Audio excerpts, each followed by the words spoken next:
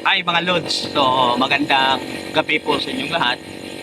So naalala nyo pa ba si Rose KRY 200? So medyo matagal-tagal na din tayo na hindi nakapag ah, video patungkol sa kanya at nakapag-review kung kamusta na siya. Pero bago tayo magpatuloy, let's get intro muna. Happy aja lah, bernyanyi salalalala. Cuek-cuek aja lah, oh salal. Ayun na nga, so balik tayo sa ating Rose KRY 200. No? So yung topic po natin ngayon at ang gusto ko i-share sa atin o sa inyo kung paano ko napatipid yung gas ng ating Rose KRY.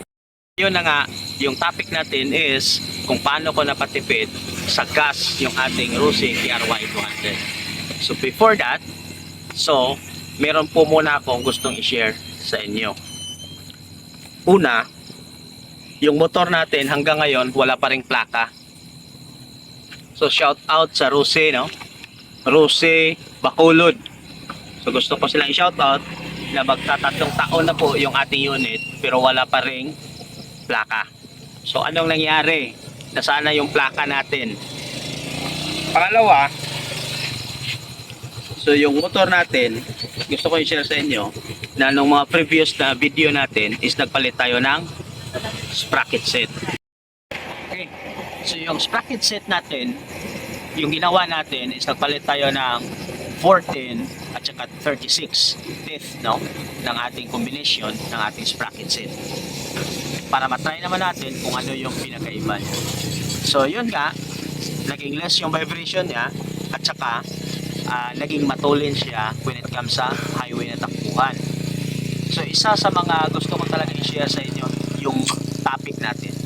Ano bang ginawa ko para maging matipid yung Rose KRY 200 ko sa gas?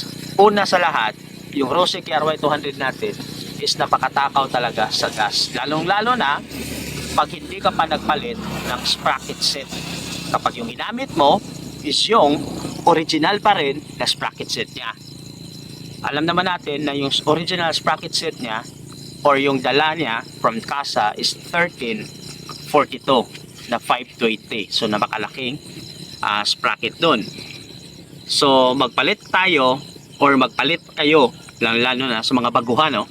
Magpalit kayo ng sprocket set, no? Kung saan nababagay at kung ano yung daan na dinadaanan nyo. Yung sa akin is palaging nasa highway, so kailangan ko talagang mag high speed. So yun nga yung isa sa mga topic natin na gusto kong ipaabot sa inyo. Sa mga baguhan, no, magpalit kayo ng sprocket set, lalo na kung hindi man lang kayo magti-trail. Pag highway kayo, so mas maigi na magpalit kayo ng sprocket set na 1436. So may nabibili naman sa mga online shop sa ating mga sprocket set. At saka kung gusto nyo ng halina. So ang ginawa ko nga pala sa ating motor is, since nga nagpalit tayo ng sprocket set, may iniba tayo or may in-adjust tayo sa kanyang carburetor. So alam naman natin po yung carburetor natin is stocks, no? So yung ginawa ko, pinihit siya, no? So yung air and fuel mixture niya is ginawa ko na 1 or 2 turns and kalahati. So 2 at kalahating turns ng screw ng ating air and fuel mixture. Yan po yung nababagay sa akin. So noon, pag tumakbo yung motor ko papunta sa amin is almost 200, more than 200 kilometers. Nasa 220 plus ata yung back and forth. Yung 10 liters or yung full tank natin is parang nakukulang, or kumbaga maliit na lang yung natitira sa gas natin. Pero nung nagpalit ako ng sprocket set at saka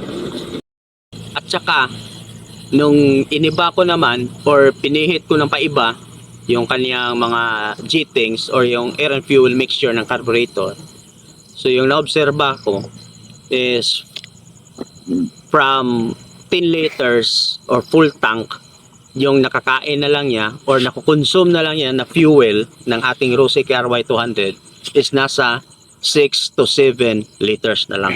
So ganyan kalaki yung iniba, no? Pag tayo ay bagay or kumbaga iniba natin yung ating sprocket set at saka ni-reject natin, mas maganda pag ni-reject nyo, no, ang carburetor, pero hindi ko pa yan na-try.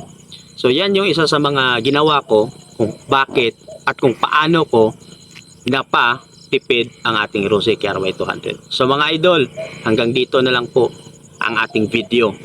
So huwag niyong kalimutan na mag-like and subscribe sa aking YouTube channel. Maraming salamat po.